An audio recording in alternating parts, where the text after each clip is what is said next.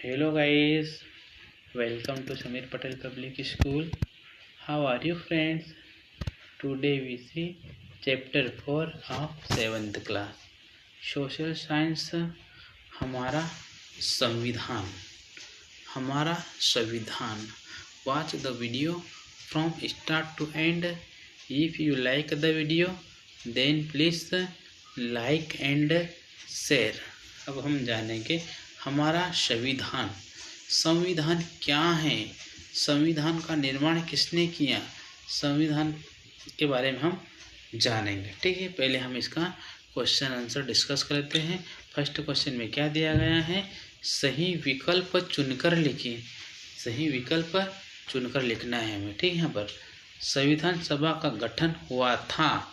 संविधान सभा का गठन हुआ था तो इसके ऑप्शन में दिया गया है दिसंबर 1946, जनवरी 1947, जनवरी 1945, जनवरी 1950. ठीक है, तो राइट आंसर आ जाएगा दिसंबर 1946. नेक्स्ट देखते हैं, संविधान प्रारूप समिति के अध्यक्ष थे. संविधान प्रारूप समिति के अध्यक्ष थे तो कौन थे संविधान प्रारूप समिति के अध्यक्ष?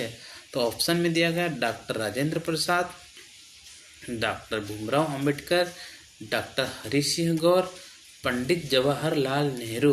तो राइट आंसर आ जाएगा डॉक्टर भीमराव अंबेडकर. ठीक है, नेक्स्ट देखते हैं, भारतीय संविधान सभा ने संविधान को अपनी स्वीकृति प्रदान की. भारतीय संविधान सभा ने संविधान को अपनी स्वीकृति प्रदान की. तो ऑप्शन में दिया गया है 26 नवंबर 1946, 26 जनवरी 1950, 26 जनवरी 1949, 26 जनवरी 1930. राइट आंसर आ जाएगा 26 जनवरी 1949. ठीक है, नेक्स्ट क्वेश्चन देखते हैं, रिक्त स्थानों की पूर्ति कीजिए. हमें यहाँ पर रिक्त स्थानों की पूर्ति करना है. जो वर्ड ब्रैकेट में गिवन है उसे हमें ब्लैंक जगह पर फिल करना है. ठीक है, फर्स्ट में क्या दिया गया है, संविधान सभा के अध्यक्ष डैश डैश थे. संविधान सभा के अध्यक्ष कौन थे? तो राइट आंसर आ जाएगा doctor Bhimrao Ambedkar, doctor Rajendra Prasad. Next देखते हैं, भारतीय संविधान डैश डैश एवं निर्मित संविधान है. तो इसमें करेक्ट आंसर आएगा लिखित. भारतीय संविधान लिखित एवं निर्मित संविधान है. नेक्स्ट देखते हैं, भारत में डैश डैश एवं शक्तिशाली न्यायपालिका है. तो राइट आंसर आ जाएगा भारत में स्वतंत्र एवं शक्तिशाली न्यायपालिका है. नेक्स्ट क्वेश्चन देखते हैं, लघु उत्तरी प्रश्न. अब हम इसके कुछ लघु उत्तरी प्रश्न डिस्कस कर लेते हैं. फर्स्ट क्वेश्चन में क्या दिया गया है, भारतीय संविधान सभा के किन्हीं 3 सदस्यों के नाम लिखिए. हमें यहाँ पर भारतीय संविधान सभा के किन्हीं 3 सदस्यों के नाम लिखना है.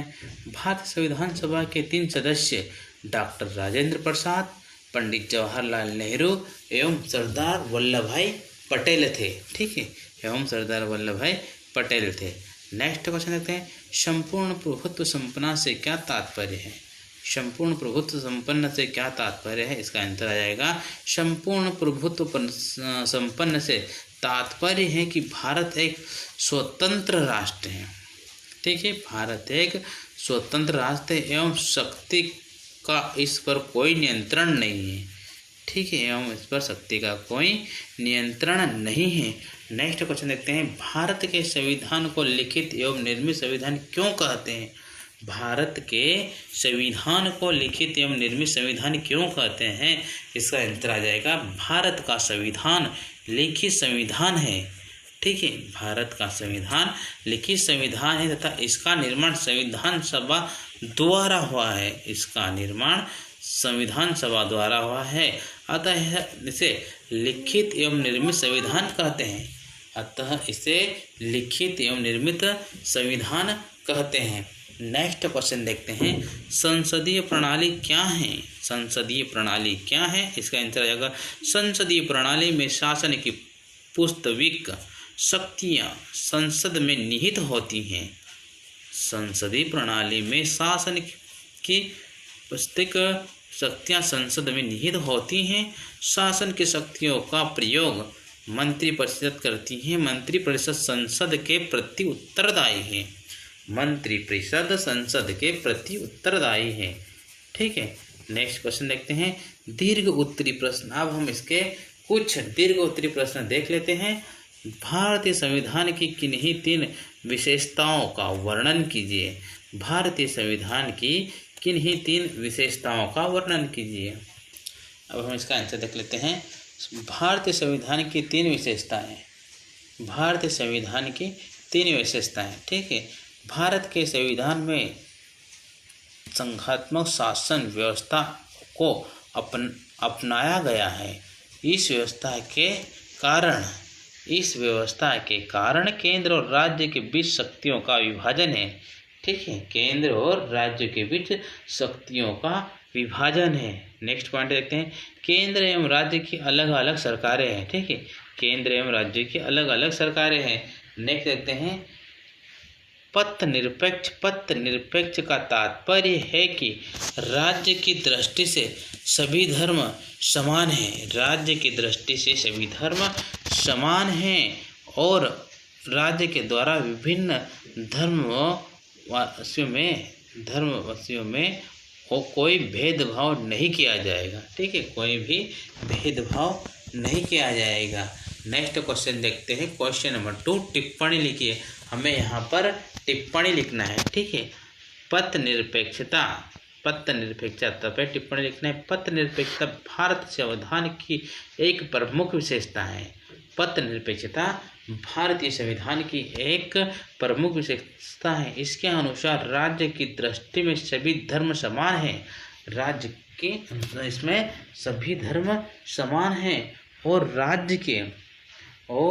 राज्य के द्वारा विभिन्न विलंबियों में कोई मतभेद नहीं किया जाएगा। कोई भी मतभेद नहीं किया जाएगा। राज्य किसी भी धर्म के लिए पक्षपातपूर्ण कार्य व हस्तक्षेप नहीं करेगा। पक्षपातपूर्ण कार्य और हस्तक्षेप नहीं करेगा। नेक्स्ट क्वेश्चन देखते हैं मौलिक अधिकार एवं कर्तव्य। मौलिक अधिकार एवं कर्तव्य क्या है इसके बारे में बताते हैं। भारतीय संविधान में नागरिकों को कुछ मूल अधिकार दिए गए हैं। ठीक है, भारतीय संविधान में नागरिकों को कुछ मूल अधिकार दिए गए हैं। इन अधिकारों की रक्षा का दायित्व सर्वोच्च न्यायालय का है। ठीक है, दायित्व सर्वोच्च न्यायालय का है। भारतीय संविधान में अधिकारों के साथ साथ नागरिकों के कर्तव्य का भी उल्लेख किया गया है। ठीक है।